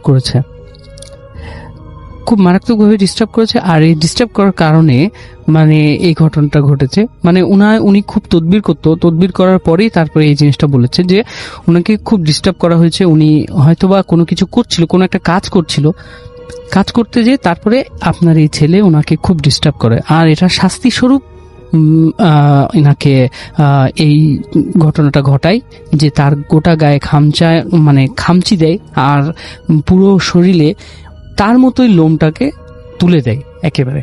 দেন উনি একটা সময় যে মারা যান। এটা তার প্রতিশোধমূলক একটা শাস্তি নেন। তবে এটা যদিও ঠিক হয়নি, তারপরেও তো সে তো আর জানটা ফিরিয়ে দিতে পারবে না। তো এটাই ছিল ঘটনা। থ্যাংক ইউ সো মাচ আপনার ঘটনার জন্য, আপনাকে অনেক ধন্যবাদ। এবং আমার সঙ্গে এই মুহূর্তে আছেন আপনাদের সবার প্রিয় ডক্টর আলিফ, এবং যার ঘটনা আপনারা সবসময় শুনতে চান, শুনতে পছন্দ করেন, শুনতে ভালোবাসেন, এবং আমন্ত্রণ জানাচ্ছি আমাদের আজকের এই এপিসোডে ঘটনা শেয়ার করার জন্য। সিরুভাল্লুর নামক একটি জায়গার ঘটনা বলবো। চেন্নাই শহরের ভেতরে অবস্থিত এই জায়গা, খুব কাছে একটি রেল লাইন গেছে। ওনাদের বাড়ি তখন 2 তালা। ওনার বিয়ের প্রায় 2 বছর পর তিনি এই এরিয়াতে শিফট করে গভর্নমেন্ট জবের পারপাসে। বলাশ্রী কখনো তেমন কারোর সাথে কথা বলতেন না। তার স্বামীর নাম আজস্র সান্যাল, তিনিও গভর্নমেন্ট জব করতেন। প্রথম বেবি হওয়ার পর তিনি জব ছেড়ে দেন। এরপর থেকে বাচ্চাকে সময় দেয়া তার কাজ হয়ে পড়ে। বাসায় খুব কম সময় তার মা আসতেন, আসলেও দিনে দিনেই চলে যেতেন। পুরো বাসায় তিনি একাই থাকতেন। ওনারা নিজেদের কাজ নিজেরা করতে ভালোবাসতেন বেশি। বিকেল থেকে বিদ্যুৎ চমকাচ্ছে সেদিন, গরমের শুরু তখন। বাচ্চাকে বিছানায় ঘুম পাড়িয়ে তিনি ঘর মুছছিলেন। বাচ্চার বয়স তখন 5 থেকে 6 মাস হবে। ঘর মুছতে মুছতে যখন যেই রুমে বাচ্চা আছে সেই রুমে আসতেই দেখে বাচ্চাটি দাঁড়িয়ে আছে। উনি অবাক। ওনার বাচ্চাটি হামাগুড়িও তো তখন দিতে পারে না, অথচ এই বাচ্চা দাঁড়িয়ে আছে। সেদিন থেকেই ঘটনার শুরু। ওই দিন রাতে হাজবেন্ড আসবার পর তিনি ঘটনাটি শেয়ার করেন, কিন্তু এতে কোনো লাভ হয়নি। হাজবেন্ড মনে করেন তিনি দুষ্টুমি করছেন। এরপর থেকে প্রায় 15 থেকে 20 দিনের মাথায় রাতে হঠাৎ ঘুম ভাঙে। খাটের পাশে টেবিল ল্যাম্প চালানোর পর তিনি পরিষ্কার লক্ষ্য করেন দরজার ফাঁক করে ছোট্ট একটি বাচ্চা হাসছে। তিনি তার হাজবেন্ডকে এক চিৎকার দিয়ে ডাক দেন। ডাকতেই সেই বাচ্চাটি হেসে হেসে একটি দৌড় দেয়। তার হাজবেন্ডও হাসার সাউন্ড পেল, তিনিও ভরকে ওঠেন। লাইট জ্বালিয়ে একটু এগোলেন এবং দেখেন কোথাও কেউ নেই, সারা বাড়ি অন্ধকার। লাইট জ্বালিয়ে সব নরমাল করলেন, কিন্তু ভয় তো যাচ্ছে না, ঘুম তো দূরের কথা। হঠাৎ তখনই একটি সাউন্ড পাওয়া গেল। দুইজনে ড্রয়িং রুমের দিকে ছুটে গেলেন, আর হঠাৎ করে তাদের সামনে একটি বাধা আসলো। কোত্থেকে একটি কুড়াল এসে দেয়ালে বাড়ি খেল। 2-3 ইঞ্চের জন্য তাদের গলার ভিতরে লাগলো না, এবং সেই হাসি বাচ্চাটি দৌড়াচ্ছে রুমের মধ্যে।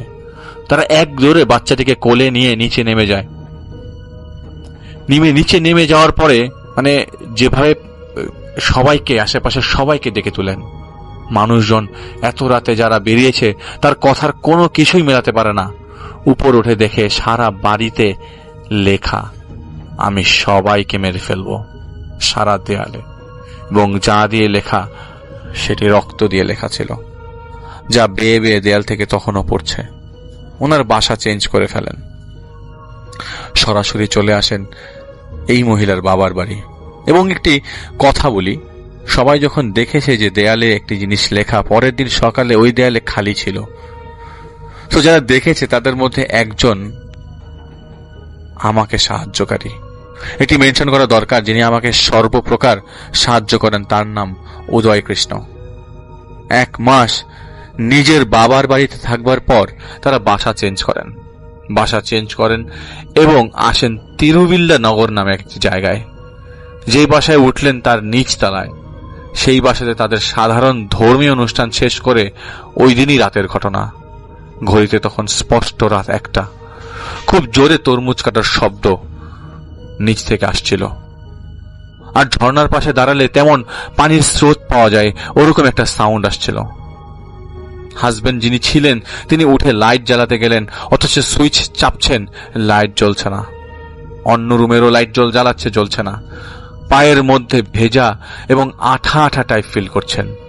যত সামনের দিকে যাচ্ছেন ততই এরকম আঠা আঠা পাচ্ছেন। তিনি আবারও রুমে এসে দেখেন তার স্ত্রীকে ডেকে তুলেন এবং রুমের টর্চটি জ্বালান। কিন্তু টর্চেরও পাওয়ার কম, যতটুকুই আলো আসছিল দুইজন মিলে এগুতে লাগলেন। এগুতেই দেখেন মেঝেতে হেঁচকে কিছু টেনে নিয়ে যাওয়ার রক্তের ছাপ, ছোপ ছোপ দাগ। চিৎকার দিয়ে উঠলেন তার স্ত্রী এবং বাঁচাও বাঁচাও বলে চিৎকার করতে লাগলেন। অথচ এত রাতে কে আসবে? 2 তলা বাড়ি, ওই 2য় তলায় আবার কেউ থাকতো না। চিৎকার চালিয়ে যাচ্ছে। তখন হাজবেন্ডটি দরজা খুলে নিচে নামতে যাবে, এমন সময় ওই টর্চের আলোতে লক্ষ্য করে দেয়ালে সেই কুড়ালটি বিঁধে আছে, সাথে একটি মাথা লাগানো। আমি চিন্তা করতে পারি না। তার পেছনে পেছনে বাচ্চা কোলে করে নিয়ে ওয়াইফও দেখে ফেলে এই দৃশ্য এবং এক চিৎকার দেয়। দরজা খুলতে পারছে না। হাজবেন্ড অনেক ধাক্কাচ্ছে, কিন্তু ওপাশ থেকে লক মনে হচ্ছে। এখন তাদের কি হবে? আর সেই বাচ্চার হাসি এখন আরো বেড়ে গেছে। শুধু যে একটি বাচ্চার হাসি তাও না, অনেকগুলো বাচ্চার হাসি, একের পর এক বাচ্চার হাসি। বাচ্চাকে কোলে করে তার বড় স্ত্রী, তার স্ত্রী অজ্ঞান হয়ে পড়ে। সারাটা রাতই হয়ে থাকলো, দিনই যেন হচ্ছে না। ভোর হলেই তো সবাই জাগবে, কিন্তু সেই রাত পার হচ্ছে না যে। যদি একা দেখা যেত তাহলে তো মনকে সান্ত্বনা দিয়ে যেত। ওনারা 2 জন দেখছেন, আমার যে প্রত্যক্ষদর্শী ছিল সেও দেখছে, মহিলা অজ্ঞান। কিন্তু হাজবেন্ডই অনেক চেষ্টা করতে থাকে। একটা পর্যায়ে দরজা খুলে দেয়। হাজবেন্ড বলস্ত্রীকে জাগিয়ে তোলেন, বাচ্চাকে কোলে করে চিৎকার করতে থাকে। কিন্তু ওখানে এত লোকজনের সমাগম না থাকায় কেউ সাহায্যের জন্য এগিয়ে আসে না, সবাই ঘুম। রাস্তায় একটা ট্যাক্সি পায়। ওনারা প্রায় 3-4 ঘন্টা চেষ্টা করে এই ঝামেলা থেকে মুক্তি পাবার জন্য ফাইনালি একটি ট্যাক্সিতে ওঠে। ট্যাক্সিওয়ালাকে কোনো জায়গার নাম ঠিক মতো বলতেও পারছিল না, তারা তোতলাচ্ছিল। খালি টাইমটা জিজ্ঞেস করে ট্যাক্সিওয়ালাকে বলে রাত 1:10 বাজে। ওনাদের মাথায় বাজ ভেঙে পড়ার মতো অবস্থা। যা হচ্ছে ভালো হচ্ছে না, যাই হোক আমাদের যেতে হবে। তিনি জলদি করে তার মার বাড়িতে চলে গেলেন। পরের দিন সকালে বালেশ্রী মা মারা যান। রাতের বেলা মায়ের রুম থেকে সাউন্ড আসলেও ওরকম কেউ তোয়াক্কা করেনি।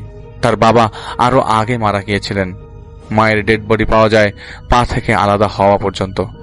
পুলিশ কেস হয়, পোস্টমর্টেম কেস হয়।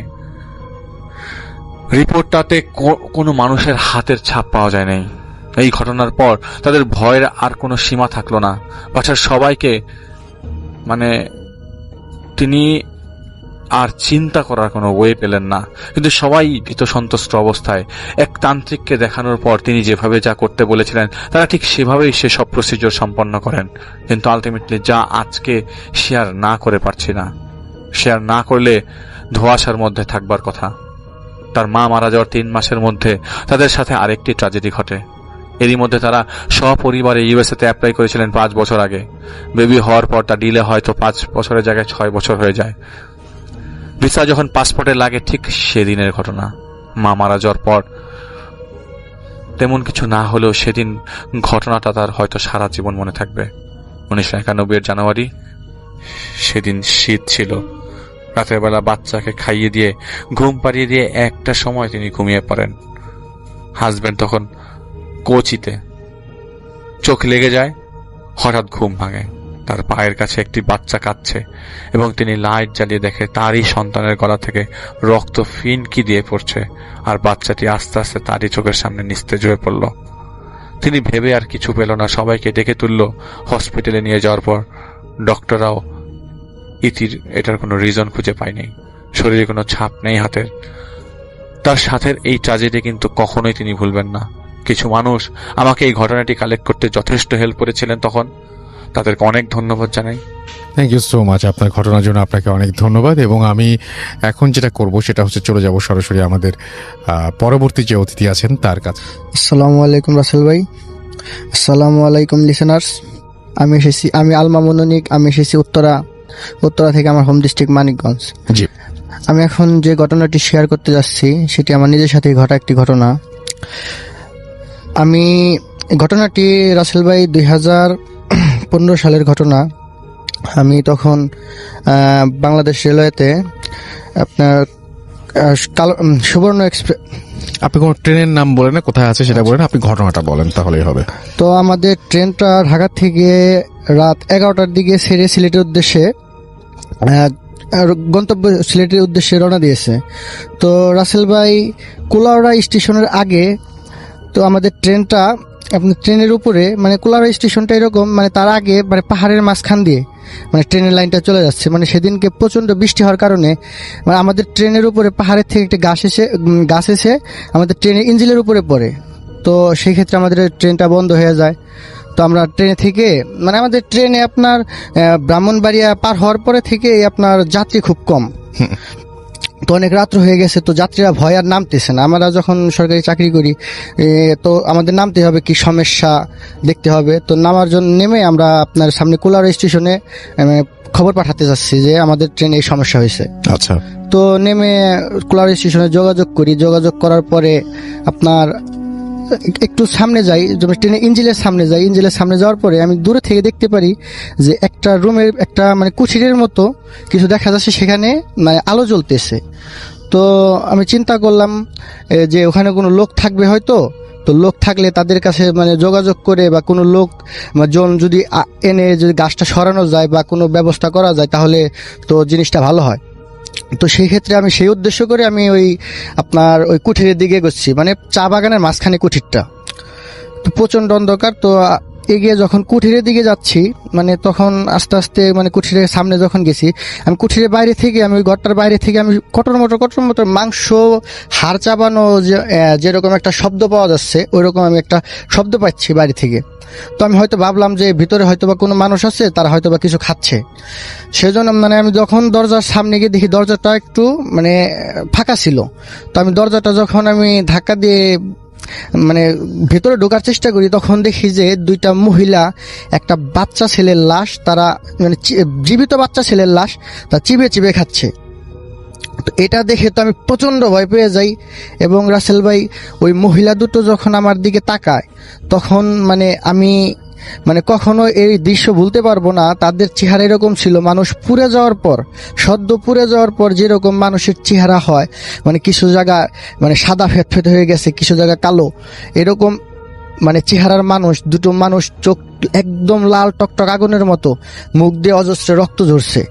এই যখন আমার দিকে তাকালো, তখন প্রচন্ড ভয়ে আমি আল্লাহ আকবার করে একটা মানে জোরে আওয়াজ করে আমি সেখানে সেন্সলেস হয়ে যাই।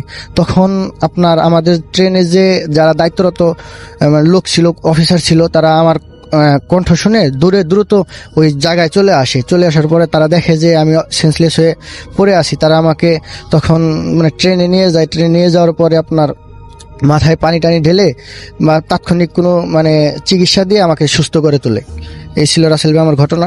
এখন যেটা করব সেটা হচ্ছে সরাসরি চলে যাব আরো একটি ঘটনায়, এবং এই মুহূর্তে আমার সঙ্গে আছেন আপনাদের অত্যন্ত পছন্দের একজন মানুষ, যিনি হচ্ছেন আফনান ভাই। তাকে আমি বলেছিলাম এবং তিনি একটা ঘটনা পাঠিয়েও দিয়েছেন। তার সেই ঘটনাটি আমি এখন আপনাদের জন্য প্লে করছি। আশা করছি আপনাদের সবার ভালো লাগবে। চলুন শুনে আসি আফনান ভাইয়ের ঘটনাটি। রেকর্ডেড ফাইলটা আজকে পাঠালাম। আজকে একটি ঘটনা আমি আপনাদের সঙ্গে শেয়ার করব। ঘটনাটি লাশ কাটা ঘর কেন্দ্রিক। লাশ কাটা ঘর কেন্দ্রিক ঘটনা আমি বলেছি, কিন্তু এক একটা ঘটনার প্রেক্ষাপট এক এক রকম থাকে, আর এক একটা ঘটনায় এক এক ধরনের ভয়ানক ব্যাপার থাকে। কিন্তু এবারের ব্যাপারটি বেশ অন্যরকম। তো কথা না বাড়িয়ে মূল ঘটনাতে চলে যাচ্ছি। ঘটনাটি আমাদেরকে পাঠিয়েছেন মোহাম্মদ আলী পিয়াস, যিনি বর্তমানে ইন্টার সেকেন্ড ইয়ারে লেখাপড়া করছেন। ঘটনাটি ঘটেছিল নোয়াখালী সদর হসপিটালের লাশ কাটা ঘরের ওখানে।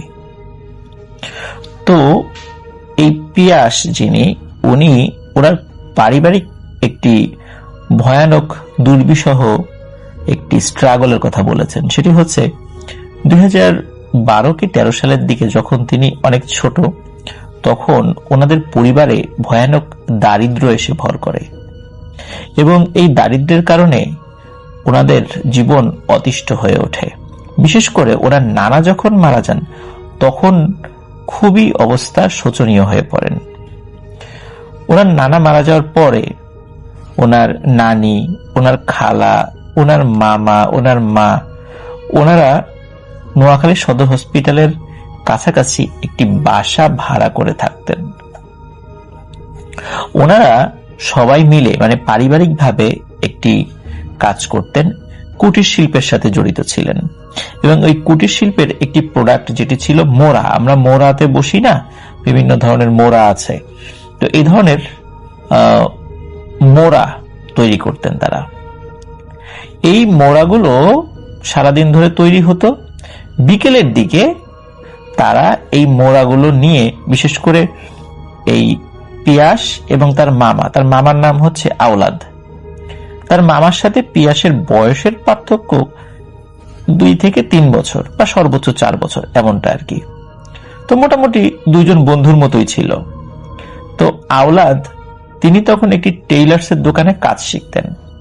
বিকেল হলে বাড়িতে ফিরে আসতেন, আর ফিরে আসার পরে পিয়াস এবং আওলাদ এই দুজন বানানো মোড়াগুলো নিয়ে তারা ওই নোয়াখালী সদর হসপিটালের আশেপাশে যে এলাকা সেখানে যেতেন। তো ওই দিন কোনো কারণে মোড়া নিয়ে তাদের যেতে যেতে দেরি হয়ে যায়, আর ওনার মামা যে আওলাদ, সেও টেইলার্সের দোকান থেকে বাড়িতে ফিরতে কিছুটা দেরি করে। আর এই কারণেই তাদের ওই মোড়া নিয়ে বাড়ি থেকে বের হতে দেরি হয়ে যায়। প্রতিদিন পিয়াস 1 জোড়া মোড়া এবং তার মামা আওলাদ 1 জোড়া মোড়া, এই 4টি মোড়া মানে 2 জোড়া মোড়া নিয়ে তারা বাড়ি থেকে বের হন এবং নোয়াখালী সদর হসপিটাল আশেপাশের এলাকায় এবং কখনো কখনো হসপিটালের ভেতরে, তারা এই ভেতরের যে এরিয়াটা আছে সেখানে মোড়া নিয়ে ঢোকেন। অনেক রুগী এগুলো বা মানে রুগীর আত্মীয় স্বজনরা তারা এটা কেনেন। স্পেশালি যেটা হয় সেটা হচ্ছে হসপিটালে দেখা যায় যে অনেক রুগী আসেন, তো রুগীরা হসপিটালে রাত্রে থাকেন, রুগীর সাথে যে আত্মীয় স্বজনরা থাকে হসপিটালে তাদের বসার মতো তেমন জায়গা থাকে না। তো বিভিন্ন কারণে সেখানে মোড়া বিক্রি হয় এবং হসপিটালে যেহেতু প্রচুর লোক সমাগম হয় তারাও এই দৃষ্টিনন্দন মোড়াগুলো কিনে থাকেন। এই কারণে মূলত তারা ওই এলাকাতেই মোড়া বিক্রি করার জন্য যেতেন। তো ঘটনা যেদিন ঘটে সেদিন হচ্ছে পিয়াস এবং তার মামা আওলাদ তারা মোড়া নিয়ে বের হন। হসপিটালে যেতে যেতে সন্ধ্যা হয়ে যায়, সন্ধ্যা পার হয়ে যায় বলতে পারেন, তখন রাত নেমে এসেছে। সন্ধ্যার পর হসপিটাল কর্তৃপক্ষ কোনো ধরনের কোনো হকারকে হসপিটালের এরিয়ার মধ্যে ঢুকতে দিত না, যার কারণে তারা সরাসরি সেখানে ঢুকতে পারছিলেন না। কিন্তু এই মোড়াগুলো তো তাদেরকে বিক্রি করতেই হবে, কারণ চরম দারিদ্র্যের মধ্যে তাদের সংসার চলছিল। এই কারণে তারা বয়স অল্প যদিও, কিন্তু পরিবারকে সাপোর্ট দেওয়ার জন্য যে অদম্য মানসিকতা সেটা তাদের ছিল, যার কারণে কোনো কিছুই আসলে থামিয়ে রাখতে পারে না, কোনো ভয় ডর কোনো কিছুই আটকাতে পারে না। পিয়াসের মামা আওলাদ পিয়াসকে বলেন যে তোর কাছে থাকা দুটো মোড়া আমাকে দে, আর তুই হসপিটালের মধ্যে ঢুকে যা, কারণ মোড়া হাতে নিয়ে বা কাঁধে নিয়ে তো ঢুকতে পারবে না ওই সময়টাতে। এবং বলে যে তুই হসপিটালের 3 নাম্বার গেট দিয়ে ঢুকে লাশ কাটা ঘরের কাছে যে গেটটা রয়েছে তুই ওই দিকে আয়, কারণ ওই দিকে তো লোকজন খুব কম যায়। আমি ঘুরে ওই দিকের যে গেটটা আছে ওই গেট দিয়ে ঢুকবো, গেট যদি বন্ধ থাকে তাহলে গেট টপকে আগে মোড়াটা ভিতরে ফেলে দিব, তারপর আমি গেট টপকে ভিতরে ঢুকে পড়বো, তুই ওই দিকে চলে আয়। তখন উনি মানে পিয়াস আর কি তার কাছে থাকা মোড়া দুটো তার মামার কাছে দিয়ে দেন এবং অনায়াসে হসপিটালের মধ্যে সে ঢুকে যায় এবং ঢুকে তিনি তার মামার জন্য অপেক্ষা করতে থাকেন। পিয়াস একদম লাশ কাটা ঘরের কাছাকাছি যায়নি, বেশ দূরে দাঁড়িয়েছিল, কারণ সে জানে যে মামা ওই দিক দিয়ে চলে আসবে। অনেকক্ষণ হয়ে যায়, তার মামার আসে না। কারণ হলো ওই যে লাশ কাটা ঘরের কাছে যে গেটটি রয়েছে সেদিক দিয়ে আসতে তার বড় জোর 5 থেকে 6 মিনিট লাগার কথা, এর বেশি কিন্তু লাগার কথা নয়। কিন্তু 5 মিনিট, 10 মিনিট, 15 মিনিট, 20 মিনিট এরকম ঘন্টা পার হয়ে যায়, তার মামা আর আসে না। তখন পিয়াস মনে করে কি ব্যাপার, কোনো বিপদে পড়লো কিনা, কারণ হয়তোবা ঢুকতে গিয়ে যদি নিরাপত্তা প্রহরীরা দেখে ফেলে হয়তোবা তাদের দ্বারা সে আক্রান্ত হতে পারে বা তারা আটকে রাখতে পারে, এই ধরনের বিভিন্ন ধরনের চিন্তা করছিল। বিভিন্ন ধরনের চিন্তা করে সে হসপিটালের আশেপাশে এবং ভেতরে মূলত বিভিন্ন জায়গায় তার মামাকে দেখছিল যে আছে কিনা, কিন্তু কোথাও তার মামাকে পায় না। এমনটা হয়নি তো যে তার মামা ভিতরে ঢুকেছে সাথে সাথেই মোড়া 2 জোড়া বিক্রি হয়ে গেছে এবং তাকে রেখেই চলে গেছে, কিন্তু এমনটা তো হওয়ার কথা নয়। কারণ পিয়াসের মামা আওলাদ কখনোই পিয়াসকে ছাড়া একা একা যাবে না, কারণ তারা এভাবেই একসাথে আসতো এবং একসাথেই প্রতিদিন বাড়ি ফিরে যেত, কখনো আলাদা আলাদা যেত না। দুজনের কাছে কিন্তু আবার মোবাইল ফোন না থাকার কারণে কেউ কারোর সাথে যোগাযোগ করতে পারছিল না। তো পিয়াস অনেকক্ষণ অপেক্ষা করে সে চিন্তা করে যে মামা হয়তো আমাকে খুঁজে পায়নি, এই কারণে সে বাড়িতে চলে গেছে। এই চিন্তা করে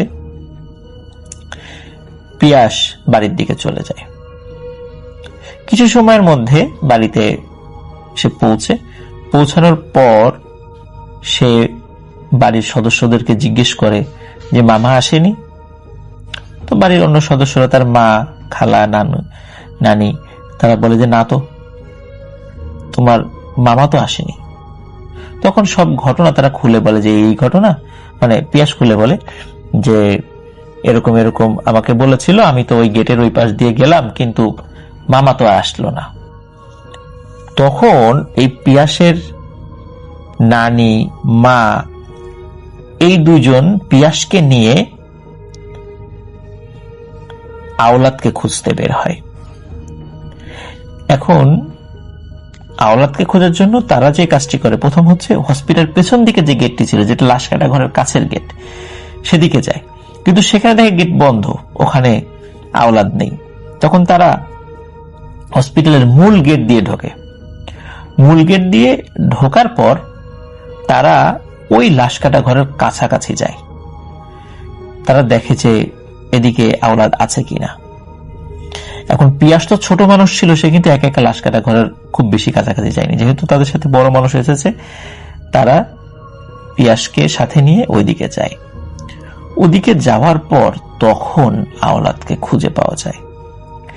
তারা দেখে আওলাদ একটি গাছের নিচে অচেতন অবস্থায় পড়ে আছে। তাকে ধরাধরি করে হসপিটালে নিয়ে যাওয়া হয়। যেহেতু হসপিটালের মধ্যেই ছিল, সে ওইরকম কোনো সিরিয়াস কোনো সমস্যায় ছিল না, জাস্ট সেন্সলেস হয়েছিল। তাকে পানি ছিটা দেওয়ার পরে এমনিতেই তার জ্ঞান ফিরে আসে, তবে শরীরটা বেশ দুর্বল ছিল। ওদিকে মোরা যে দুটো চারটা কোথায়, এইদিকে তাদের আর আসলে ওরকম কোনো ভ্রুক্ষেপ ছিল না, কারণ বড় ধরনের কোনো ক্ষতি হয়েছে কিনা বা ক্ষতি হতে পারতো, এই সমস্ত জিনিস চিন্তা করে তারা ওই মোরার চিন্তাবাদ দিয়ে তাকে নিয়েই বাড়িতে ফিরে আসে। বাড়িতে ফিরে আসার পর মোটামুটি বেশ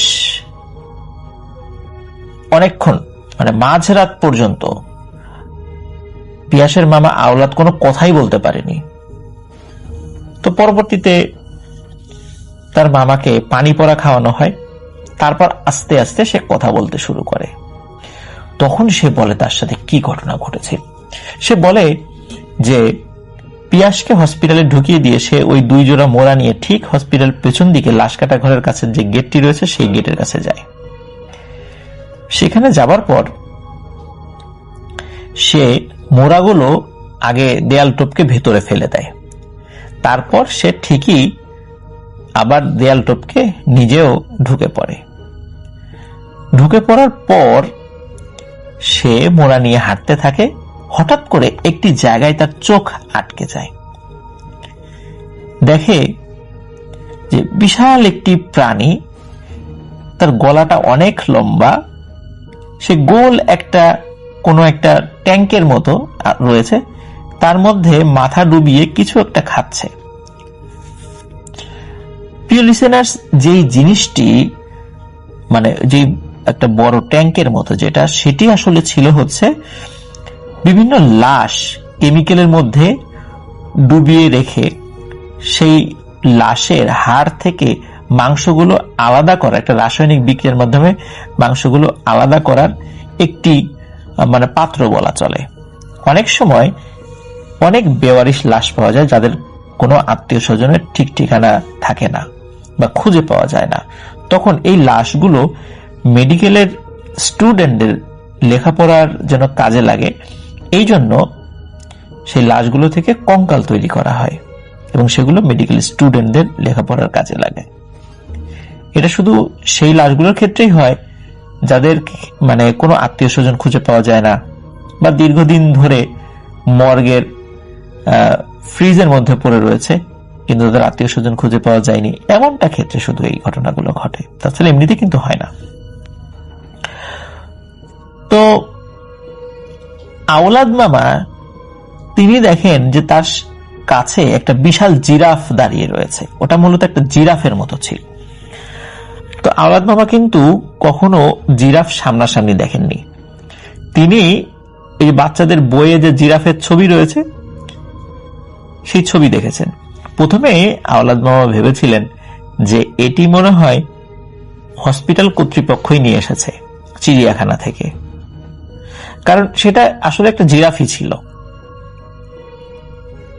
জিরাফের মতো গায়ের রং, ঠিক এত বড় লম্বা, গলা লম্বা, যে কেউ দেখলে সেটাকে জিরাফি মনে করবে। তো তিনি করেন কি, মোড়াগুলো পাশে রেখে একটা গাছের আড়ালে দাঁড়ান এবং জিরাফটাকে দেখতে থাকেন, কারণ আগে তো কখনো জিরাফ দেখেননি তিনি। তো সামনাসামনি জিরাফ দেখে তার ভালো লাগে এবং সে অপলক দৃষ্টিতে জিরাফটির দিকে তাকিয়ে থাকে। জিরাফ ওই যে ওই মগের মধ্যে, মানে মগ বলতে ট্যাঙ্কের মধ্যে আর কি, মাথা নামিয়ে কিছু খাচ্ছিল। হঠাৎ করে কোনো কারণে ওই আওলাদ মামা একটু নড়াচড়া করে ওঠে ওনার পায়ের নিচে ছোট্ট একটা প্লাস্টিকের বোতল, যে বোতলের মধ্যে পানি ছিল না, ওটার উপর ওনার পা পড়ে, যার ফলে ওই বোতলটা মানে মচমচ শব্দ করে ওঠে।